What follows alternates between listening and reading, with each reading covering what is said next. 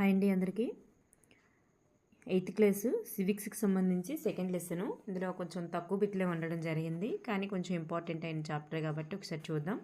మరి ఈ లెసన్లో ఉన్నటువంటి ముఖ్యాంశాలు ఏంటంటే మరి అమెరికా రాజ్యాంగం ప్రకారం లౌకికవాదం అంటే ఏంటి, అసలు లౌకిక తత్వం గురించి తెలియజేస్తున్నారు. లౌకిక తత్వం అంటే ఏంటి, మరి భారతదేశంలో లౌకిక తత్వం ఎందుకు, భారత రాజ్యాంగంలో లౌకిక తత్వం అనేటటువంటి దాన్ని ఎందుకు ఏర్పాటు చేశారు, మరి దాని యొక్క యూసేజెస్ ఏంటి, అలాగే భారత రాజ్యాంగంలో ఉన్నటువంటి లౌకిక తత్వం గురించి, అలాగే అమెరికాలో ఉన్నటువంటి లౌకిక తత్వానికి సమ్ డిఫరెన్సెస్ ఏంటి అని చెప్పారు. నెక్స్ట్ మనకి అమెరికాలో విధేయత ప్రతిజ్ఞ గురించి, అలాగే ఫ్రాన్స్లోని వలసవాదులకి వాళ్ళు తెచ్చినటువంటి చట్టం ఏంటి, అలాగే కొంతమంది కొన్ని దేశాల్లో ఉన్నటువంటి ముస్లిమేతరులకి వాళ్ళు పెట్టేటటువంటి, ముస్లింలకు కానీ ముస్లిమేతరుల ఇతర వాళ్ళకి వాళ్ళు పెట్టేటటువంటి రూల్స్ ఏంటి, వాటి గురించి ఇందులో మనకి ప్రస్తావించడం జరిగింది. మనం ఇక్కడ చూద్దాం. ఫస్ట్ బిట్టు, మతపరమైనటువంటి అన్ని రకాల ఆధిపత్యాలు అంతం కావాలనే ఆలోచనపై రాజ్యాంగంలో దీనిని చేర్చడం జరిగింది.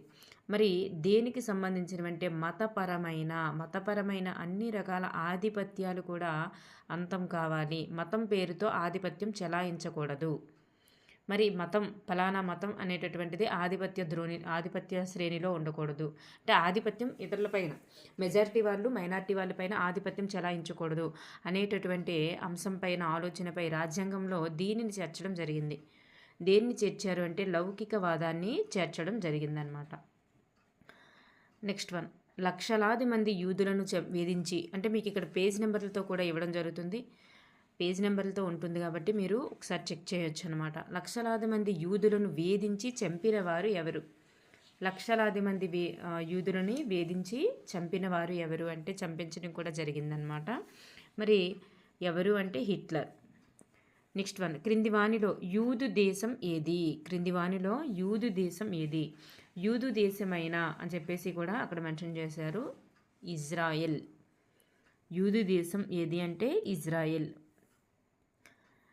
ముస్లిం మరియు క్రైస్తవ మతాలకు చెందినటువంటి అల్పసంఖ్యాక వర్గాలకు చెందిన వారిని వేధింపులకు గురిచేస్తున్నటువంటి దేశం ఏది? మరి ముస్లింలు, క్రైస్తవులు మతాలకు చెందిన అల్పసంఖ్యాక వర్గాలు అంటే మైనారిటీలు, వారికి చెందినటువంటి వారిని వేధింపులకు గురిచేస్తున్నటువంటి దేశం ఏది? మరి చెప్పాను కదా, మెజారిటీ అనేటటువంటిది మతం వాళ్ళు ఈ మైనారిటీ అల్పసంఖ్యాక మతం వాళ్ళపైన వేధింపులు గురి చేయడం అనమాట అనేటటువంటిది ఏ దేశంలో కనిపిస్తుంది అంటే ఈ ఇజ్రాయిల్ అయినటువంటి యూది దేశంలోనే ఇటువంటి పరిస్థితి అనేటటువంటిది కనిపిస్తుందంట, ఇజ్రాయిల్లో కనిపిస్తుంది. నెక్స్ట్ వన్, ముస్లిమేతరులు దేవాలయాలు, చర్చిలు నిర్మించుకోవడానికి కానీ, మరి ముస్లింలకు సంబంధించిన ముస్లిములు కానివారు అని అర్థం, కానీ వారు దేవాలయాలు, చర్చిలు నిర్మించుకోవడానికి కానీ, వారు ప్రార్థనలు బహిరంగ ప్రదేశాలలో జరుపుకున్నటకు కానీ అనుమతించని దేశము. అంటే అక్కడ అర్థం ఏంటి? ముస్లిములకు మాత్రమే ప్రాధాన్యత ఇచ్చే దేశం. మీకు అర్థమవుతుందా? ముస్లిములకు మాత్రమే ప్రాధాన్యత ఇచ్చేటటువంటి దేశం ఏది అంటే అది ఇక్కడ ఆన్సర్ అవుతుంది. ఏది అంటే సౌదీ అరేబియా. మరియు ముస్లిం కాని వాళ్ళు దేవాలయాలు, చర్చిలు నిర్మించుకోవడానికి కానీ, వారు ప్రార్థనలు బహిరంగ ప్రదేశాల్లో జరుపుకుంటే కానీ అసలు అనుమతే లేదు. అర్థమైందండి? ఇక్కడ సౌదీ అరేబియా అనగానే అక్కడ ఆధిక్యంలో ఉన్నటువంటి మతం ఏది అంటే ముస్లిం అని గుర్తుపెట్టుకోవాలి మీరు. నెక్స్ట్ వన్, లౌకికవాదం అనగానేమి? మరి లౌకికవాదం అంటే ఏమిటి అని మనకి ఇక్కడ ఇవ్వడం జరిగిందనమాట. లౌకికవాదం అనగానేమి అంటే ఇక్కడ ప్రభుత్వము అనేటటువంటిది ప్రభుత్వం నుంచి మతాన్ని వేరు చేయడాన్ని లౌకికవాదం అంటామని మనకి లాస్ట్ లైన్గా ఇవ్వడం జరిగిందనమాట. నెక్స్ట్ వన్, ప్రభుత్వం నుంచి మతాన్ని వేరు చేయడం అనేటటువంటిది అసలు ఎందుకు? ప్రభుత్వం నుంచి మతాన్ని వేరు చేయడాన్ని లౌకికవాదం అంటారు. అంటే ప్రభుత్వానికి మతానికి ఎటువంటి సంబంధం లేకుండా ఉండమని అర్థం అన్నమాట అక్కడ.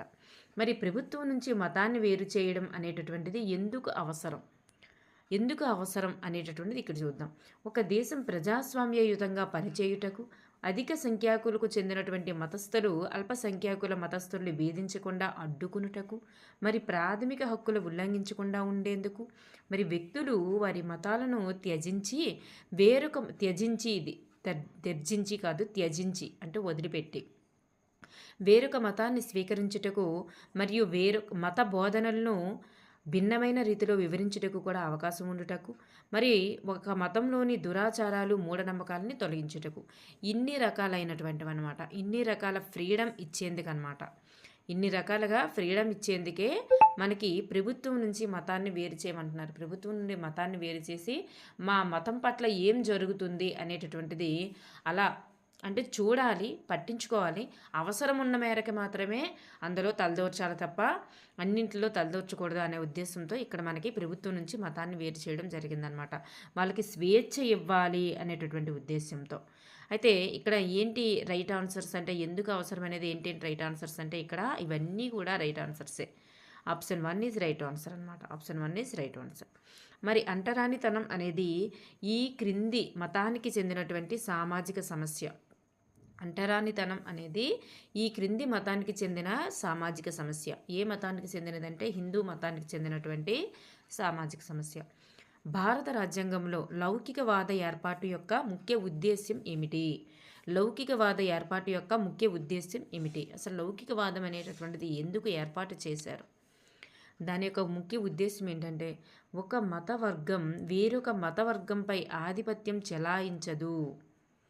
చలాయించకూడదు అనే ఉద్దేశంతో. మరి ఒక మతంలోని కొంతమంది సభ్యులు అదే మతంలోని మరికొంతమంది సభ్యులపై ఆధిపత్యం చెలాయించారు. ఇది కూడా చేయరు లౌకికవాదం ఏర్పాటు చేయడం వల్ల.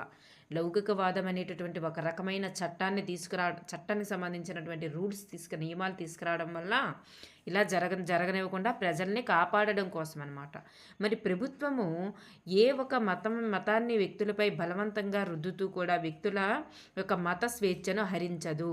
ఈ 3 చేసేందుకై ఇక్కడ లౌకికవాదాన్ని రాజ్యాంగంలో ఏర్పాటు చేయడం జరిగింది. అర్థమైందమ్మా? ఈ 3 కూడా ఈ రాజ్యాంగంలో ఉన్నటువంటి లౌకికవాదం పాటిస్తుంది అన్నమాట. నెక్స్ట్ వన్, భారతదేశంలో ఒక మత సమూహ ఆధిపత్యాలను నివారించుటకు అనుసరిస్తున్నటువంటి విధానం ఏమిటి? భారతదేశంలో మత సమూహ ఆధిపత్యాలను నివారించుటకు అనుసరిస్తున్నటువంటి విధానం ఏమిటి? ఏ విధానాన్ని మత సమూహ ఆధిపత్యాన్ని నివారించుటకు అనుసరిస్తున్నారంటే ఇక్కడ ఇవన్నీ కూడా అవుతాయి అన్నమాట. చూస్తే మతానికి ప్రభుత్వం అనేటటువంటిది దూరంగా ఉంటుంది. ప్రభుత్వం అనేది ఒక మతాన్ని పాటించడం అలాంటివి ఏమీ ఉండదన్నమాట. భారత రాజ్యం మరి మత సమూహంచే కూడా పాలించబడదు. మత సమూహంలాగా కూడా పాలించబడదు. మరి భారత ప్రభుత్వం ఏ మతాన్ని కూడా సమర్థించదు మరియు ప్రోత్సహించదు.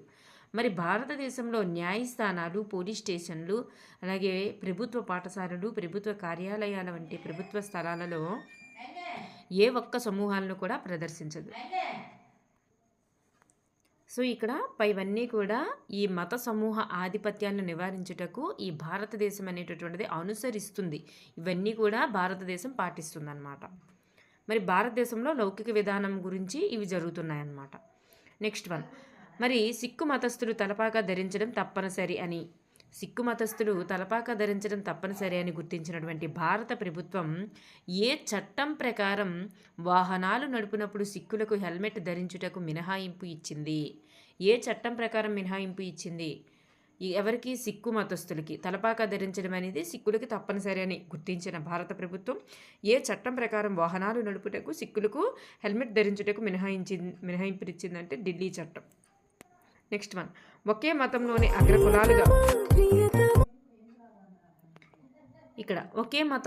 అగ్రకులాలుగా పిలువబడేవారు అదే మతానికి చెందిన నిమ్న కులాల వారిపై ఆధిపత్యం చెలాయించడం. మెజారిటీ మైనారిటీ వాళ్ళపై ఆధిపత్యం చెలాయించడం అనేటటువంటిది దీనికి ఉదాహరణగా చెప్పవచ్చు. దేనికి ఉదాహరణగా చెప్పవచ్చు అంటే అంటరానితనానికి ఉదాహరణగా చెప్పవచ్చు అని పేజీ నెంబర్ 61లో మనకి ఇచ్చారనమాట. నెక్స్ట్ వన్, అమెరికా రాజ్యాంగం మొదటి రాజ్యాంగ సవరణ ద్వారా ఎన్నవ రాజ్యాంగ సవరణ అని కూడా అడుగుతారు. మొదటి రాజ్యాంగ సవరణ ద్వారా ఏ రాజ్యాంగము? అమెరికా రాజ్యాంగం ఈ క్రింది వాటిపై శాసనసభ చట్టాలు చేయడానికి నిషేధించింది. అమెరికా రాజ్యాంగం మొదటి రాజ్యాంగ సవరణ ద్వారా ఈ క్రింది వాటిపై శాసనసభ చట్టాలు చేయడానికి నిషేధించింది. అంటే మత ఏర్పాటును గౌరవించడం, మతం అనేటటువంటిది ఏర్పాటును గౌరవించడాన్ని చట్టం చేయడం నిషేధించేసింది. మరి మత స్వేచ్ఛను కూడా నిషేధించిందంట.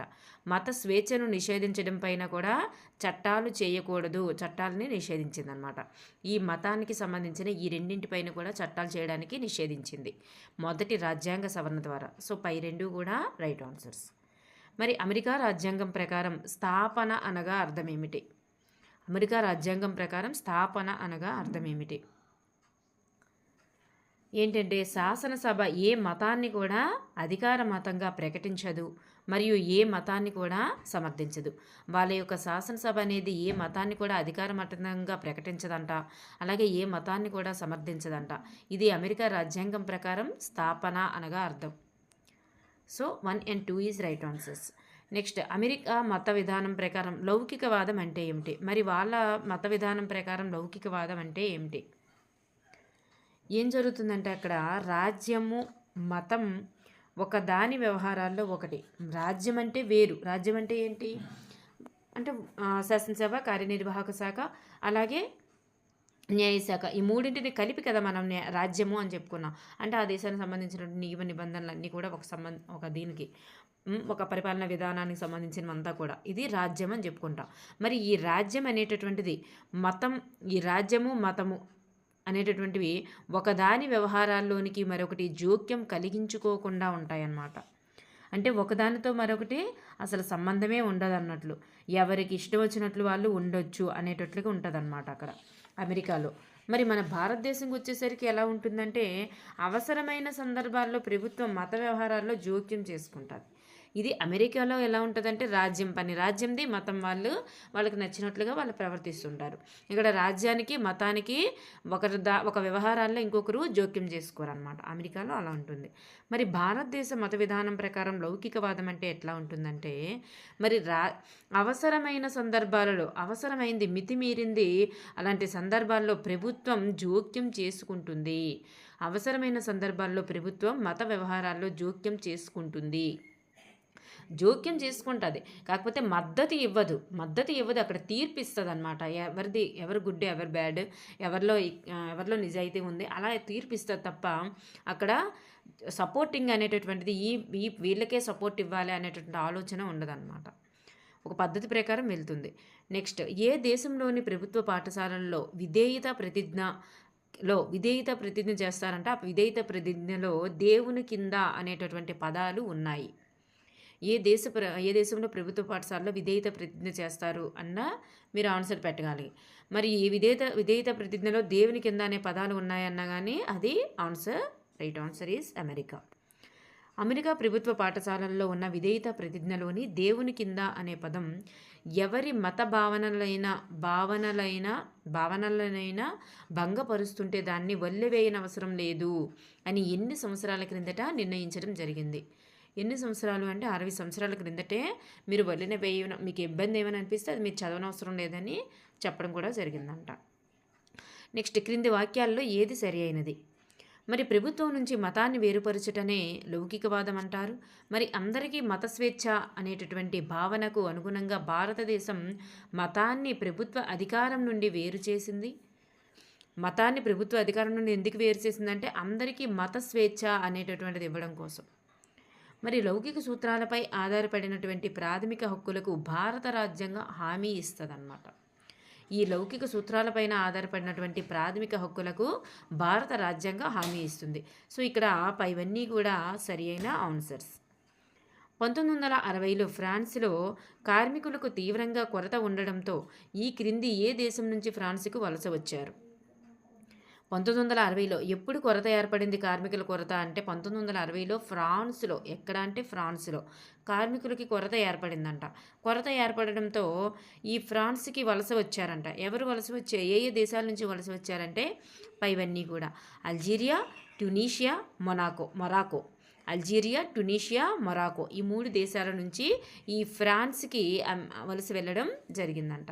మరి ఇక్కడ వీళ్ళు వచ్చారు కదా, వీళ్ళు ఏం చేశారంటే ముస్లింలు తలపాకాలు, మరి యూదులు టోపీ, అలాగే క్రైస్తవులు సిలువలు వంటి మత చిహ్నాలను పాఠశాల విద్యార్థులు ధరించకుండా ఈ ఫ్రాన్స్ అనేటటువంటిది అంటే ఈ వలస వచ్చినటువంటి వాళ్ళే ఈ వలస వచ్చినటువంటి ముస్లింలు ధరించే తలపాకాలు, యూదులు టోపీ, అలాగే క్రైస్తవు సిలువలు వంటివి మత చిహ్నాలు పాఠశాలలో ధరించకుండా ఫ్రాన్స్ ఏ సంవత్సరంలో చట్టం తీసుకువచ్చింది? ఏ సంవత్సరంలో చట్టం తీసుకొచ్చిందంటే 2004 ఫిబ్రవరిలో చట్టాన్ని తీసుకురావడం జరిగింది. మరి తలకి గుడ్డ కట్టుకునేందుకు పిల్లలను బడి నుండి కట్టుకున్నందుకు గాను తలకి గుడ్డ కట్టుకున్నందుకు గాను మరి ఆ పిల్లలను బడి నుండి బహిష్కరించినటువంటి చట్టం ఏది? ఎవరు తీసుకొచ్చారు ఆ చట్టము? ఎప్పుడు తీసుకొచ్చారంటే ఫ్రాన్స్ చట్టము. దేశంలోని ఫ్రాన్స్ చట్టము ఫిబ్రవరి 2004 అన్నమాట. మరి క్రింది వానిలో శాంతి యొక్క ఆవశ్యకత ఏమిటి? మరి శాంతి వలన మనకి ఏం జరుగుతుంది? శాంతి యొక్క ఆవశ్యకత ఏమిటి అంటే, శాంతి అనేటటువంటిది అంతం లేనిది. మరి మన మధ్య గల విభేదాలని విస్మరించదు. మరి మన మధ్య ఏవైనా ఉంటే, మనస్పర్ధలు ఏమైనా ఉంటే శాంతంగా ఉండటం వల్ల అవి విస్మరించదు. మరి మనందరి ప్రయోజనాల్ని కూడా తోసిపుచ్చదు. ఇవన్నీ కూడా శాంతి యొక్క ఆవశ్యకతలు అన్నమాట. క్రింది వానిలో మత సహనానికి సూచిక ఏమిటి? మత సహనానికి సూచిక ఏమిటి అంటే, శాంతి అనేటటువంటిది మత సహనానికి సూచిక అని ఇవ్వడం జరిగింది.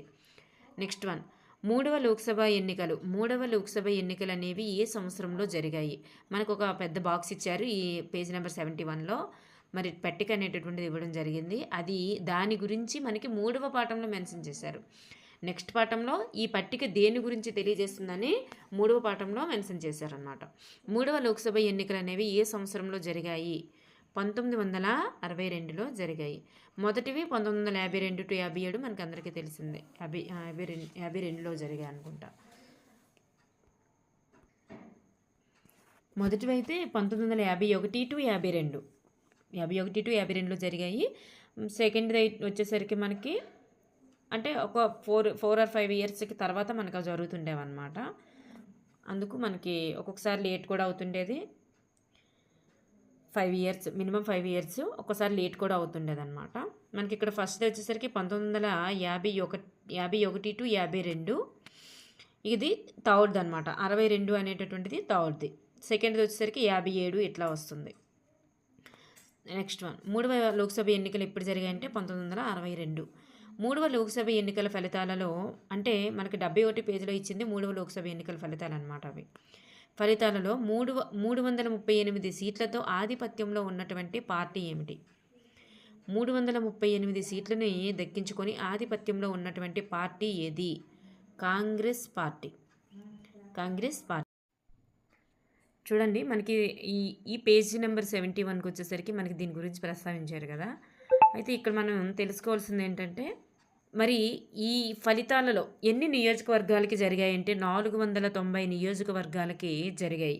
అందులో ఓన్లీ కాంగ్రెస్ ఎన్ని ఆధిక్యం సాధించిందంటే 338 సాధించింది. మరి ఈ 490 నియోజకవర్గాలకు గాను ఓన్లీ కాంగ్రెస్కే 338 సీట్లు రావడం జరిగింది. మరి ఈ 490 సీట్లలో అత్యధిక సీట్లు ఉత్తరప్రదేశ్కి ఇచ్చారు, 86 సీట్లు ఇస్తే మరి ఓన్లీ కాంగ్రెసే 59 గెలిచిందనమాట. అలా కాంగ్రెస్ ఎన్ని సీట్లు ఉత్తరప్రదేశ్లో వచ్చాయి అంటే అత్యధికంగా కాంగ్రెస్ ఏ రాష్ట్రంలో అధిక సీట్లు వచ్చాయంటే యూపీలో వచ్చాయన్నమాట. అలాగే కాంగ్రెస్కి మరి 2 సీట్లు, కాంగ్రెస్కి 0 సీట్లు అనేటటువంటిది మరి 2 దగ్గరలు రావడం జరిగిందనమాట. మణిపూర్ అండ్ త్రిపుర. త్రిపురలు రెండింటిలో కూడా కాంగ్రెస్కి సీట్లు లేవు.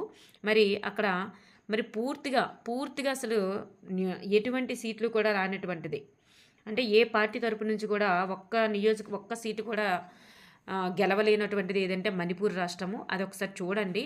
ఈ పట్టిక అనేటటువంటిది మీరు చూసి ఏంటంటే అత్యధికం ఎక్కడ ఉన్నాయి, అత్యల్పం ఎక్కడ ఉన్నాయి, అసలు అత్యధికంగా లీడ్ చేసిన పార్టీ ఏది, అత్యల్పంగా లీడ్ చేసిన పార్టీ ఏది, అది అత్యధికము అత్యల్పం అనేటటువంటిది మీరు చూడండి. నెక్స్ట్ ఏపీకి సంబంధించి ఎన్ని సీట్లు ఇచ్చారు? 43 సీట్లు ఇచ్చారు, 34 సీట్లు కాంగ్రెస్ వచ్చిందనమాట. ఇది చూస్తే చాలు. అత్యధికము అత్యల్పము అండ్ ఏపీకి వచ్చినటువంటి సీట్లేండి. ఇది చూసుకుంటే చాలు. మొత్తం ఎన్ని నియోజకవర్గాలకంటే 490 నియోజకవర్గాలకైతే ఎన్ని సీట్లు వచ్చాయి? 338 సీట్లు కాంగ్రెస్కి వచ్చాయి. ఓకేనండి. మరి ఏ పార్టీల వారు అప్పట్లో పోటీ చేయడం జరిగింది అనేటటువంటిది కూడా ఒకసారి చూసుకోండి. Thank you everyone.